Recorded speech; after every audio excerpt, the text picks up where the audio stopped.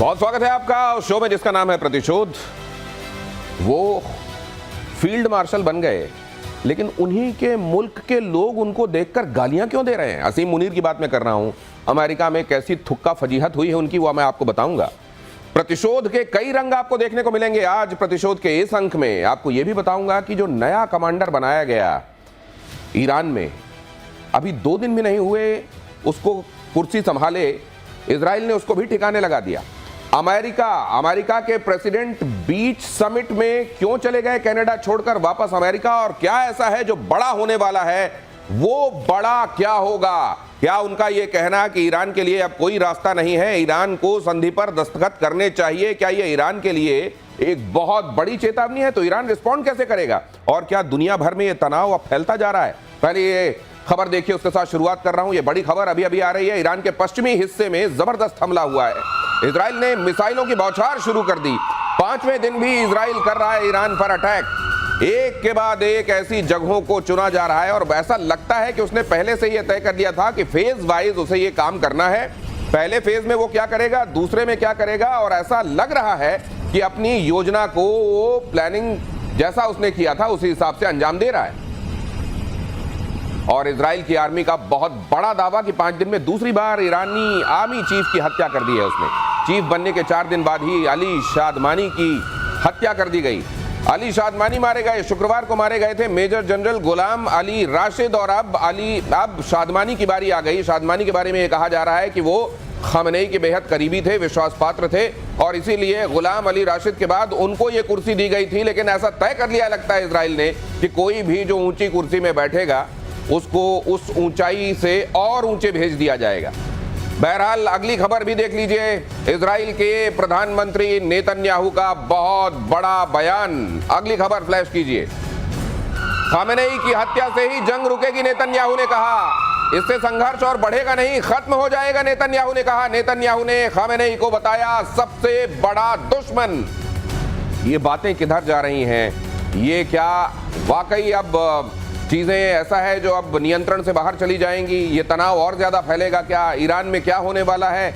Iran में क्या अब वो होगा? ये कहते हैं life takes a full circle. क्या ईरान के मामले में ये अब होने वाला है? हमारे साथ मेजर गौरव आर्य जुड़ रहे हैं, आज बाहर से हमें ज्वाइन कर रहे हैं कहीं से। बहुत स्वागत है आपका मेजर साहब। एयर मार्शल पीके श्रीवास्तव हमारे साथ यहाँ मौजूद हैं, और कर्नल साहब भी हमारे साथ मौजूद हैं। कर्नल शैलेंद्र, बहुत स्वागत है आपका। सबसे पहले तो मैं जरा ये समझना चाहता हूं कि ईरान हर गुजरते दिन के हिसाब से सिनेरियो ईरान इजराइल मामले में क्या दिखाई दे रहा है? मेजर गौरव। दिनेश, बहुत बहुत धन्यवाद। मैं आपको बताता हूं, सिंपल सी बात है, इंटेंट और कैपेबिलिटी 2 चीजें हैं जो हमें याद रखनी है। और ये नेतन्याहू कह क्यों रहे हैं ये भी मैं आपको शॉर्ट में समझा देता हूं। देखिए, कोई भी काम मुकम्मल अगर करना है तो आपके पास इंटेंट होना चाहिए और उस काम को करने की कैपेबिलिटी होनी चाहिए। यानी कि एक तो आपकी नियत होनी चाहिए और एक काबिलियत होनी चाहिए। ईरान के साथ सबसे बड़ी जो अभी बात है, जो नेतन्याहू चाहते हैं कि उसकी जो कैपेबिलिटी है, यानी कि उसके न्यूक्लियर एसेट्स, उसके बैलिस्टिक मिसाइल, ये सब उसको खत्म कर दे तो ईरान की कैपेबिलिटी खत्म हो जाएगी। लेकिन क्या कैपेबिलिटी खत्म होना काफी है? बिल्कुल नहीं। ईरान का इंटेंट कब खत्म होगा? जब उसकी टॉप लीडरशिप खत्म हो जाएगी। क्योंकि ईरानी लोग जंग नहीं चाहते। ईरानी लोग बड़े अमन पसंद लोग हैं, अच्छे प्यारे लोग हैं, मोहब्बत करने वाले, प्यार मोहब्बत से रहने वाले लोग हैं। लेकिन इनका जो ये टॉप एशेलॉन है ईरान का, उसने ये जिहाद का राग एक पकड़ लिया है और उसके पीछे उसके पीछे लगा हुआ है जिहाद के राग के। तो इसके ये that is why Netanyahu is saying कि जब तक खमेनी को आप नहीं निपटाएंगे ये जंग नहीं खत्म होगी, और उसके बाद एस्केलेशन नहीं होगा, उसके बाद डी एस्केलेशन होगा, सब शांत हो जाएगा। इंटेंट एंड कैपेबिलिटी है दिनेश। इंटेंट एंड कैपेबिलिटी, ये इंटेंट क्या है वो तो इजराइल लगातार दिखा रहा है, और कैपेबल है वो ये भी लगातार दिखा रहा है। लेकिन ये लीडरशिप का सफाई मुझे बहुत अच्छे से याद है। ऑपरेशन सिंदूर के दौरान जब हम लोगों की बातचीत हो रही थी तो आपका और एयर मार्शल श्रीवास्तव लगातार ये कहते रहे थे कि आप वहां टारगेट कीजिए आर्मी की लीडरशिप को, और ये भी तय कीजिए कि वहां बेशक रिटायर हो जाए वहां का जनरल, लेकिन उसको छोड़िए मत, फिर उसके अंजाम तक पहुंचाइए, तब इनको इबरत हासिल होगी। क्या ये बात इजराइल बहुत पहले भांप चुका है? बिल्कुल भांप चुका है, और इजराइल हमेशा से करता रहा है। आपने देखा कि हिजबुल्लाह के मामले में उसने वहां की लीडरशिप खत्म की, हमस के मामले में लीडरशिप खत्म की, हूती की भी लीडरशिप खत्म की, और यहां पर भी पहला निशाना मिलिट्री और साइंटिफिक लीडर्स, न्यूक्लियर जो लीडर्स थे उन पर किया। और ये इतना प्रिसाइज रहा है दिनेश, एक बात आपको जरूर चौंकाएगी कि ये खबर उनकी जो जमीनी खबर है, जो मोसाद का ऑपरेशन है, जो उनकी यूनिट 820 है उसका जो ऑपरेशन है, जो उनका साइबर ऑपरेशन है, वाह क्या काबिले तारीफ है। जो जहां होता है वहीं मार देते हैं। ऐसा कभी आपने किसी आर्मी को करते देखा है? निशाना और सिर्फ उतना ही लीडरशिप को खत्म करते हैं, लॉन्चर्स को खत्म कर दिया।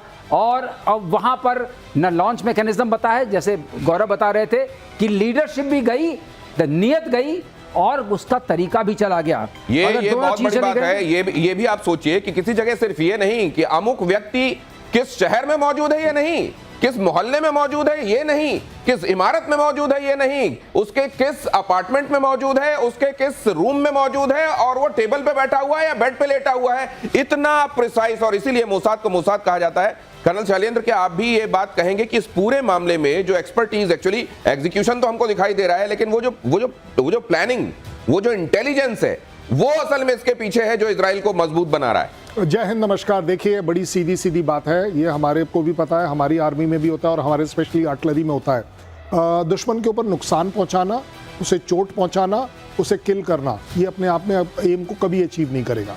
हम बोलते हैं इसे कि inflict such prohibitive losses that the will to fight should get killed. मतलब ऐसे लोगों को निशाना बनाया जाए कि उनके लड़ने की ताकत, उनकी रीढ़ टूट जाए। एक है कि उन लोगों को जिनका आप बोल रहे हैं, जैसे खमैनी हो गए, वो इस कैटेगरी में आ गए जो आपने समझाया। दूसरी कैटेगरी मैं आपको बताता हूं। लेकिन कर्नल साहब, अब तो उस कुर्सी में कोई बैठने से डरेगा जिसको उस कुर्सी में बिठा रहे हैं। मैंने ये, आपने मेरे शब्द छीन लिए, ये गलत बात है, ये बहुत गलत। देखिए, मैं आपको सीधे सीधे बताने यही वाला था। दूसरा होता है कि आर्मी चीफ, तू गया तो पिछले वाला जो है वो गया, तो तीसरा बोलता है जो हाथ ऊपर था वो थोड़ा नीचे हो जाता है कि ये नंबर लगने वाला है मेरा। सो इसको बोलते हैं again, to will is being killed.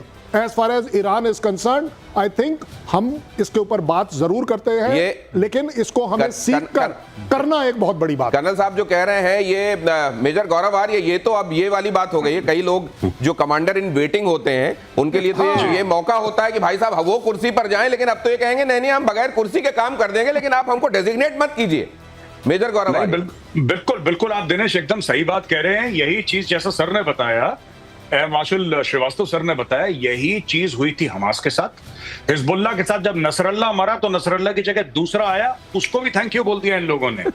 अब क्या है कि ये पूरा जो एशेलॉन है इनका, ऊपर वाला साफ कर दिया। आज आप चाहे बात करें ये इस्लामिक रेवोल्यूशनरी गार्ड कोर की बात करें, आप इनकी रेगुलर आर्मी की बात करें, आप इनके इंटेलिजेंस सेटअप की बात करें, आप इनके एयर डिफेंस की सेटअप की बात करें, बड़ी सुंदर बात बोली थी सर ने, बड़ी खूबसूरत बात बोली थी कि ये रिफ्यूलिंग कर रहे हैं तेहरान के ऊपर। अब आप समझ लीजिए इस लेवल की एयर सुपीरियरिटी कि ये रिफ्यूलिंग कर रहे हैं। Refuelling is done in safe skies. Tehran के ऊपर रिफ्यूलिंग, इसका मतलब समझ लीजिए कि किस कदर वहां के समझ लीजिए आसमान पर नियंत्रण हो गया है इजराइल का। अगली खबर देख लीजिए, वर्ल्ड वॉर का खतरा और ज्यादा बढ़ गया। G7 देशों का इजराइल को खुला समर्थन। G7 के नेताओं ने कहा है कि ईरान को कभी परमाणु हथियार न मिले, तो वहीं दूसरी तरफ 19 मुस्लिम देश इजराइल के खिलाफ हैं। चीन ने तेहरान में अपने दूतावास से कर्मचारियों को निकाला। ये लीजिए जरा, ये भी देखिए, चीन ने तेहरान में अपने दूतावास से कर्मचारियों को निकाला। ये दुनिया में जो बाकी जगहों पर डेवलपमेंट चल रहे हैं, खासतौर से G7 की तरफ हर किसी की निगाह है क्या चल रहा है कनाडा में। तो लोग देख रहे हैं ट्रंप वहां से क्यों चले जा रहे हैं, लोग ये भी देख रहे हैं कि ट्रंप कुछ बोल रहे हैं, इतने में कनाडा के पीएम आकर कहते हैं नहीं, अब देखिए प्रेसिडेंट के तौर पर मुझको अपनी जिम्मेदारी निभानी दीजिए, उनको बीच में रोक दिया जाता है। एक्चुअली क्या चल रहा है ये लोग जानना चाहते हैं। G7 की बैठक में क्या हुआ और वर्ल्ड ओवर क्या चल रहा है और यहां से क्या इंडिकेशंस मिल रहे हैं, मेजर गौरव? देखिए, ट्रंप तो बीच में निकल लिया है, जैसा आपने शुरू में ही अपने बयान में बताया था कि ट्रंप साहब आए, वहां पे हाय हेलो करा, हाथ वाथ हिलाए, एक दो डील भी शायद उनकी यूके से साइन होनी थी, उसको कर कुरा के ट्रंप ने बोला कि मैं निकल रहा हूं। अब इसका ये है कि ट्रंप ने ट्वीट भी करे हैं, ट्रूथ सोशल पे भी डाला है कि कुछ बहुत बड़ा होने वाला है। ट्रंप थोड़ा शोमैन किस्म का भी आदमी है। तो नहीं, मुझे ये समझ में नहीं आता, इमैनुअल मैक्रो ने अगर कोई बात कही थी तो इमैनुअल मैक्रो के ट्वीट को ये कहते हुए कि इनको तो कुछ मालूम नहीं है मैं क्या करने वाला हूं, ये हमेशा गेस कर, ये करने की क्या जरूरत थी उनको? नहीं, देखिए वो टेलीविजन का आदमी है, वो रियलिटी टेलीविजन का आदमी है, आप ये समझिए ना, आप उसका बैकग्राउंड देखिए ट्रंप का। तो ट्रंप यही करता है हर समय की दिखाने के लिए कि I am the boss of the room, कोई मुझे नहीं भांप पाया, मैं सबको भांप लेता हूं, मैं बताता हूं। अब उसने क्या बोला है, उसने जो ये संदेश दिया ना कि तेहरान खाली करो, ये कल का संदेश है कि तुम तेहरान खाली करो, ये किसके लिए बोल रहा है वो ट्रम्प? ये जो आम लोग हैं उनके लिए बोल रहा है। हो ना हो, America is getting into this fight. अगर चीजें एक आध दिन में 48 घंटे के अंदर अगर चीजें उस तरीके से पटरी पे नहीं आई जैसे ट्रंप चाहता है, तो हो सकता है कि मैसिव बॉम्बार्डमेंट ऑफ तेहरान। और ये बात ट्रंप भी समझ चुका है, भली भांति परिचित है कि जब तक रिजीम चेंज नहीं होगा मिडिल ईस्ट में शांति नहीं आएगी। ये जो इकोनॉमिक कॉरिडोर की बातें कर रहे हैं कि इंडिया और ये पूरा इकोनॉमिक कॉरिडोर यूरोप का आगे तक मिडिल ईस्ट का ले जाने की बात कर रहे हैं, ये सब ख्याली पुलाव है। ईरान तो मना कर रहा है, कह रहा है मैं वो बंद कर दूंगा अपने पूरे सी लेंस। मतलब आप भी यही कह रहे हैं कि खामेनेई के ऊपर अभूतपूर्व खतरा मंडरा रहा है, क्या आप भी यही कह रहे हैं? मैं आपके पास लौटता हूं। भयानक स्तर पर पहुंचा ईरान इजराइल युद्ध, G7 बीच में छोड़कर अमेरिका लौटे डोनाल्ड ट्रंप, जैसा हम आपको लगातार बता रहे हैं। ईरान के परमाणु कार्यक्रम पर रोक जरूरी है, यह ट्रंप ने कहा। तेहरान को फौरन खाली कर दें लोग, तेहरान को फौरन खाली कर दिया जाए। देखिए, पहले दिन जब इजराइल ने ईरान के ऊपर अटैक किया तो ट्रंप ने कहा नहीं, हमारा इससे कोई लेना देना नहीं। और आज वो कह रहे हैं कि तेहरान को पूरी तरीके से ईरानी लोग खाली कर दें। अगली खबर भी देख लीजिए, फ्रांस के राष्ट्रपति मैक्रो पर भड़के ट्रंप, मैक्रो को पब्लिसिटी का भूखा कहा। मैक्रो हमेशा गलत ही बोलते हैं, ट्रंप ने कहा। इमैनुअल मैक्रो पर ट्रंप ने कसा था तंज। ट्रंप के G7 बीच में छोड़ने पर कहा युद्ध रुकवाने अमेरिका लौटे ट्रंप। मैक्रो ने ये बात कही तो उन्होंने कहा कि देखिए, मैं सीज फायर के लिए लौट रहा हूं, मेरे पास कुछ दूसरे जरूरी काम है। उनको नहीं मालूम है, वो हमेशा गलत गेस करते हैं। पता नहीं उनको एक राष्ट्राध्यक्ष को यूं नीचा दिखाकर क्या मिला। लेकिन मैं अब इसको बड़े लेवल पर ले जाना चाह रहा हूं। ये कहना कि तेहरान खाली करो ट्रंप का, इसका इशारा क्या है? इसका इशारा यह है कि ट्रंप और नेतन्याहू एक ही पेज पर हैं। नेतन्याहू ने भी यही बोला था, तेहरान खाली करो, तेहरान खाली करो, और तेहरान खाली हो रहा है। तो पहली चीज होती है रेजिम चेंज से पहले जनता में एक विद्रोह का भाव सर, आए। आपको बीच में रोक रहा हूं। हाँ। जब से नेतन्याहू ने कहा है कि टॉप डेथ टू अमेरिका कहने वाला और टॉप में ट्रंप का नाम रखने वाला है ईरान, तो तुम देख लो, तभी से सब कुछ बदला है लगता है। और उसने ये भी कहा कि मैं तो उनका छोटा भाई हूं, मैं तो नंबर 2 हूं, पहले आपको मारने के लिए आ रहे हैं। और ट्रंप को याद आ गई कि इलेक्शन से पहले उनके पर क्या आक्रमण हुआ था, तो ट्रंप ने कहा, और मैक्रोन की थोड़ी सी आदत है दिनेश, अगर कहें आप मुझे कहने दें, कि वो बोलते थोड़ा आउट ऑफ टर्न बोल देते हैं मैक्रोन। हाँ, थोड़ा आउट ऑफ टर्न बोलते हैं। हर चीज में कहते हैं मैं समझौता करा दूंगा, मैं कूद पड़ते हैं। मतलब ट्रंप को ट्रंप जैसा कहीं कोई मिल जाता है, आप ये कह रहे हैं। तो वो थोड़ा हुआ, तो ट्रंप ने बताया हु इज द बॉस। अच्छा, ये समझ जाओ कि मैं बॉस हूं।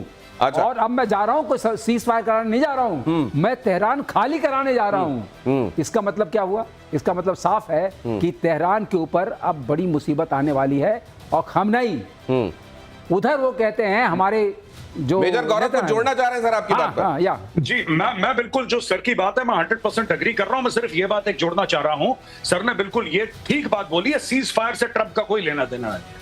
ट्रंप बार बार कह रहा है डील, और डील में क्या कह रहा है ट्रंप कि तुम्हारे पास न्यूक्लियर हथियार नहीं हो सकते। सिंपल सी बात है, तुम्हारे पास न्यूक्लियर वेपन्स नहीं हो सकते। न्यूक्लियर वेपन्स के साथ नेतन्याहू ने यह जोड़ दिया है कि तुम्हारे पास उसके साथ डिलीवरी सिस्टम्स भी नहीं हो सकते। तो ये सिर्फ न्यूक्लियर ठिकानों पर नहीं मार रहा है बम, ये इनके बैलिस्टिक मिसाइल के ठिकानों पर भी बम मार रहा है। कि एक तो न्यूक्लियर वेपन है, एक उनके डिलीवरी सिस्टम्स हैं, दोनों को बर्बाद कर दो। और यही ट्रंप भी चाहता है। They are on the same page. Sir ने बिल्कुल 100% बात बोली है, सही, I agree with him, they are on the same page. Benjamin Netanyahu ने यह बात कही है कि न सिर्फ उनके पास न्यूक्लियर हथियार नहीं होने चाहिए, बल्कि उनके पास ICBMs नहीं होने चाहिए, इंटरकॉन्टिनेंटल बैलिस्टिक मिसाइल नहीं होने चाहिए, वेक्टर नहीं होने चाहिए जिसको जो न्यूक को लेकर उड़े। अगली खबर देख लीजिए, प्रतिशोध में इस वक्त की बड़ी खबर, अमेरिकी राष्ट्रपति ट्रंप का बड़ा बयान। ट्रंप ने कहा हम सिर्फ सीज फायर नहीं, असली अंत चाहते हैं। ईरान के पास कभी भी परमाणु हथियार नहीं होने चाहिए।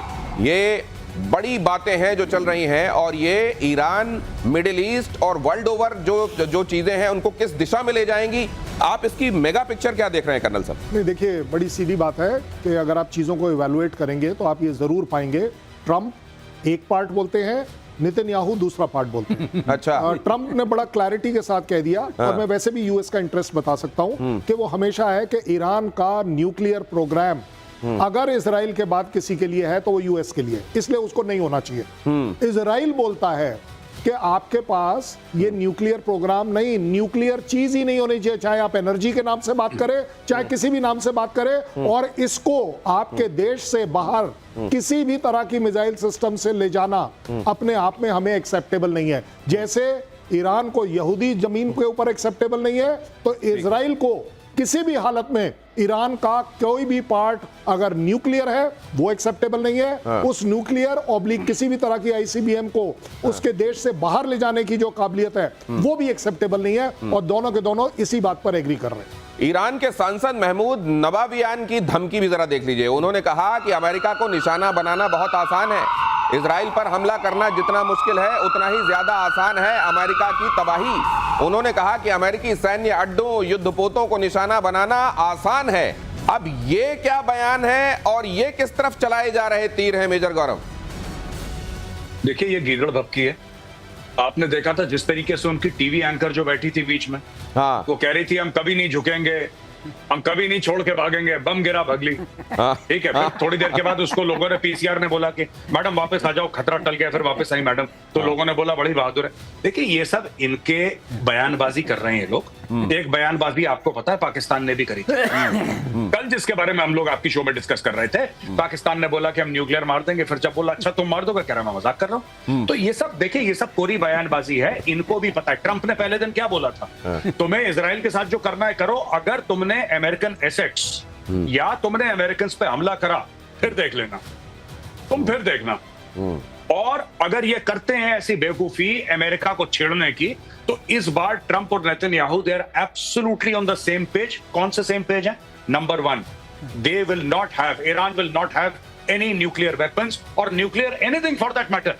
अरे ईरान को तो पहला न्यूक्लियर रिएक्टर अमेरिका ने दिया था 60s में। 5 मेगावाट की जनरेशन इलेक्ट्रिसिटी के लिए अमेरिका सप्लाइड द रिएक्टर। उसको क्या पता था कि बाद में चल के वहां पे 1979 में रेवोल्यूशन हो जाएगा और ये जितने भी पागल हैं ऊपर आके ये सब लोग हथियार बनाना शुरू कर देंगे। That was never the intent. बहरहाल ये सीधी सीधी बात है, ये जाने वाले हैं बहुत जल्दी। ये जो धमकियां दे रहे हैं ना, दे आर ऑल गोइंग, ये सब के सब जाएंगे। आपने कहा मजाक कर रहा था वो आपने भोपाल से उठाकर दिया था। AQ खान गए भी वहीं से थे और वहां से हो सकता है वहां जब तक रहे सद्बुद्धि रही होगी, लेकिन वहां जाने के बाद तो वो क्या करने लगे आपको मालूम है। उन्होंने ये सीखा किसने, जो बड़ी बड़ी बातें बोलना, क्या ये पाकिस्तान से ईरान गया है, ईरान से पाकिस्तान आया, ये भी जरा बताइएगा। लेकिन इजराइल के अटैक से धुआं धुआं हुआ तेहरान, ये खबर देखिए, तेहरान के आसमान में चारों तरफ धुआं दिखा। इजरायली हमलों में अब तक 224 की मौत हो चुकी है। तेहरान में सबसे ज्यादा हमला कर रहा है इजराइल। तेहरान पहचानने लायक रहेगा क्या कुछ दिनों बाद, ये भी एक बड़ा सवाल है।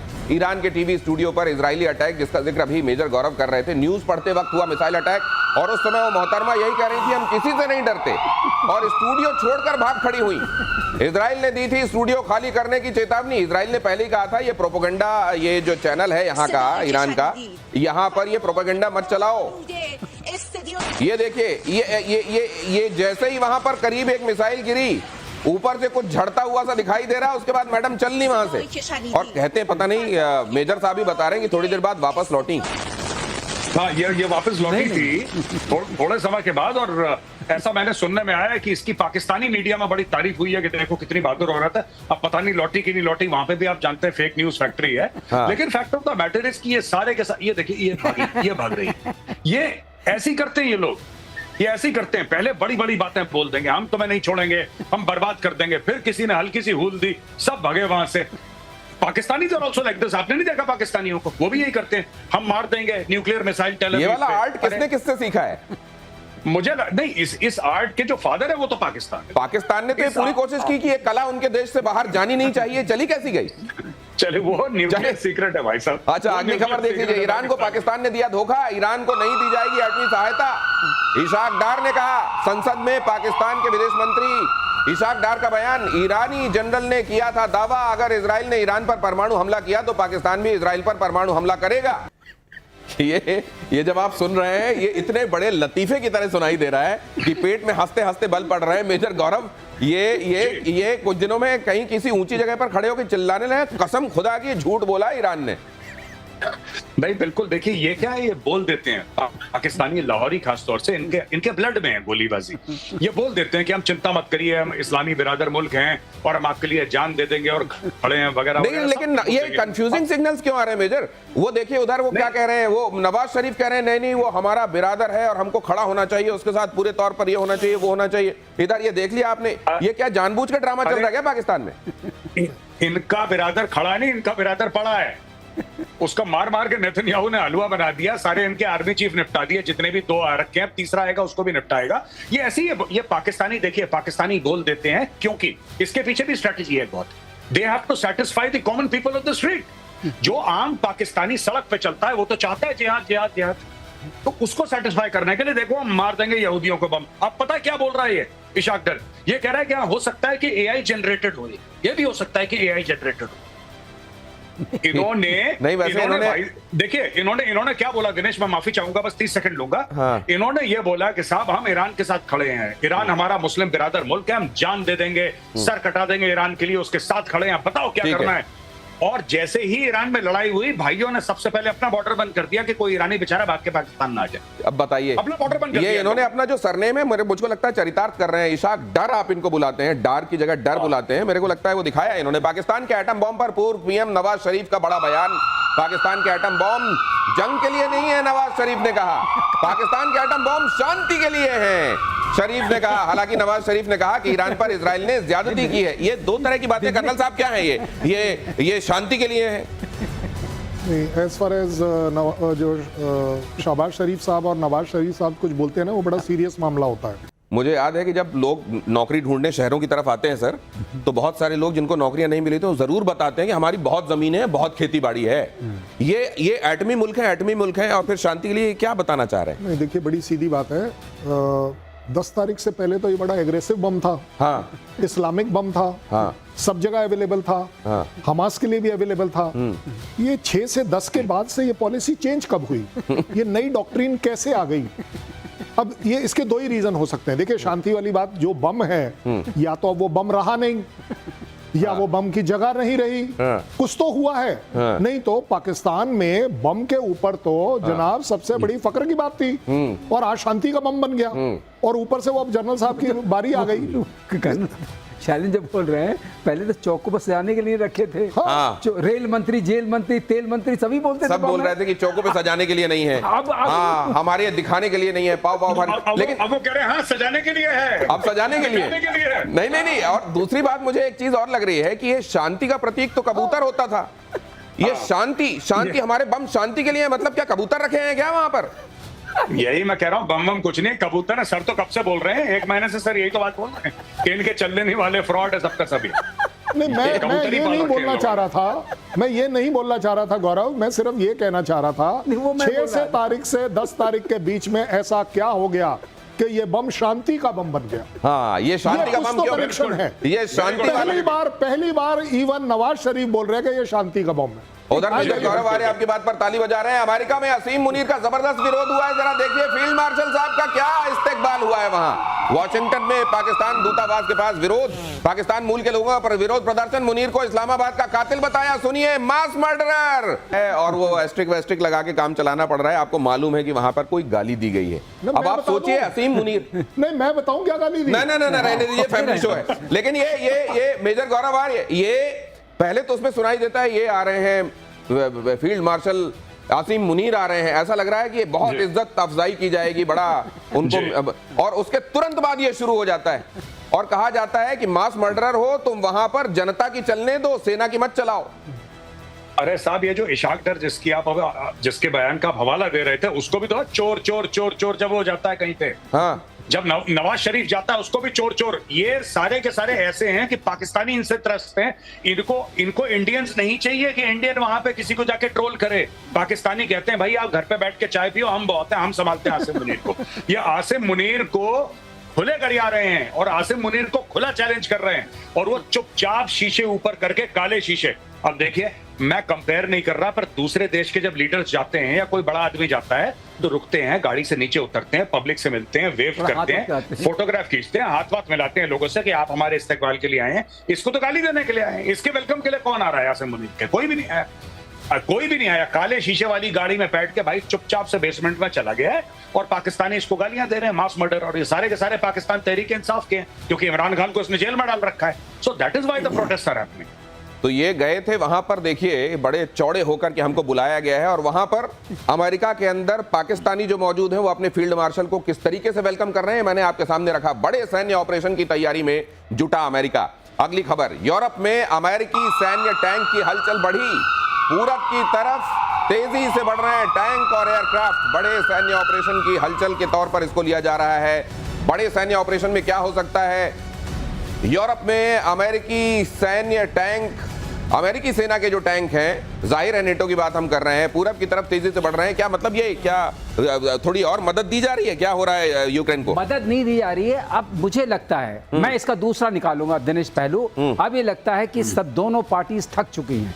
इधर वाले थक चुके हैं कि मैक्रोन के ऊपर देखा आपने कैसा अटैक किया ट्रंप ने, तो इसका ये मतलब है कि मैक्रोन के साथ कोई ज्यादा वो चल नहीं रहा है। मैक्रोन ही कह रहे थे नहीं हमें जाना चाहिए, हमें मदद करनी चाहिए। 3 लोग इन्वॉल्व है ना, फ्रांस, जर्मनी और यूके, यही लोग चाहते हैं, यही चाहते हैं कि आप यूक्रेन को देते रहिए। ट्रंप ने कहा युद्ध रोको। अब ये जो मूवमेंट हो रहा है, ये सिर्फ ये हो रहा है कि ये बाउंड्री लाइन है, इसके अंदर मत आइएगा। शायद रशिया को भी बताया जा रहा है कि आप इसके अंदर मत आइएगा। लेकिन लोग तो ये सोच रहे थे कर्नल साहब कि ये असल में ब्लॉक, अगर किसी को लो ना ब्लॉक के तौर पर आप मानो तो केवल वेस्टर्न कंट्रीज हैं। क्या दिख रहा है वो ब्लॉक है क्या? नहीं, देखिए वैसे मैं आपको बड़ी जिम्मेदारी से बता रहा हूं कि यूरोपियन यूनियन कभी भी यूएस को लाइक नहीं करता।